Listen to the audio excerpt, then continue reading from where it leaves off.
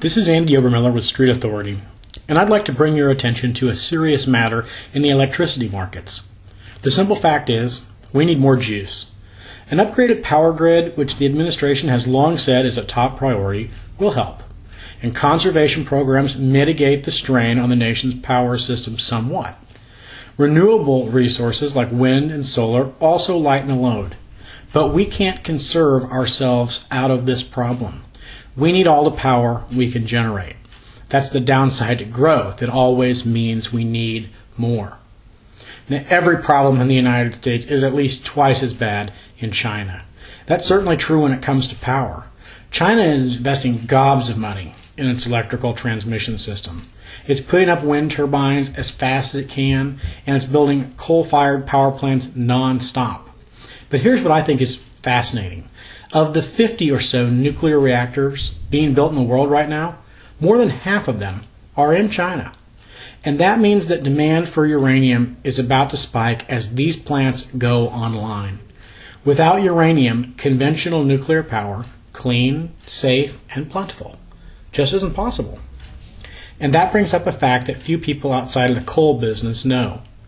Coal contains trace amounts of uranium, and that uranium stays in the ash even after coal is burned. The approximate concentration of uranium in coal is 50 parts per million. And that doesn't seem like much until you consider how much coal we have and how much ash is stacked up around the world. First, let me tell you about the supply. The United States alone has 400 billion tons of this stuff, a long supply given that we only use about 1.5 billion tons a year. China, Russia, Mongolia, and Australia, and lots of other countries have vast resources too. It's the only fossil fuel that man isn't going to run out of in a very long time. That's what we use. But what about what's left over in the end? Well, in the United States alone, about 700 million tons of coal ash is created each year. It, too, contains trace amounts of uranium. And get this, a lot of this ash is actually sold to state and county road crews to put down when it snows. I mean, they're literally paving the streets with gold. A little company in Canada has developed a process that extracts uranium from coal. It signed a deal with the Chinese to tackle a 2.7 billion ton pile of ash in Yunnan province.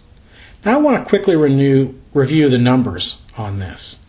2.7 billion tons is 5.4 trillion pounds. 50 parts per million is equal to 0.005%. 5.4 trillion times that percentage equals 270 million pounds. Now this company says 75% of their uranium is recoverable, and 75% of 270 million is 202.5 million pounds.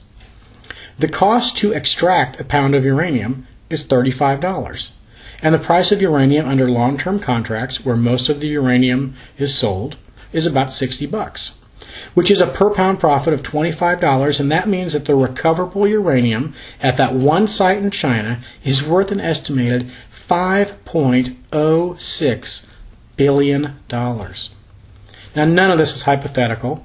The numbers are real, everything.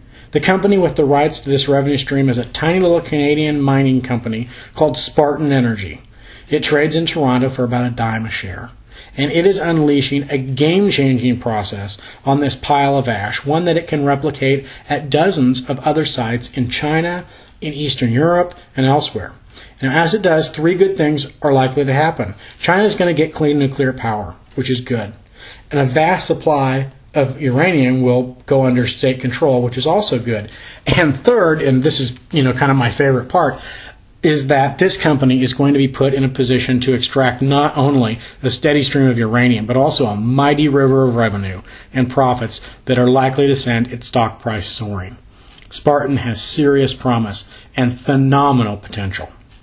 Now, such game changers and the immense 100%, 500%, and even 1,000% returns they can deliver is the focus of my new letter, The Fast Track Millionaire. In it, I will show investors how even a modest allocation to game-changing companies can have dramatic results on their overall portfolio, and then set about finding those companies. If you would like to learn more, then click on the link here and take a look at my webcast where I go into greater detail on 4 game-changing picks. You can gain free and immediate access to this webcast and learn the name of 4 potential game changers at StreetAuthority.com. I'm Andy Obermueller, and I wish you many happy returns.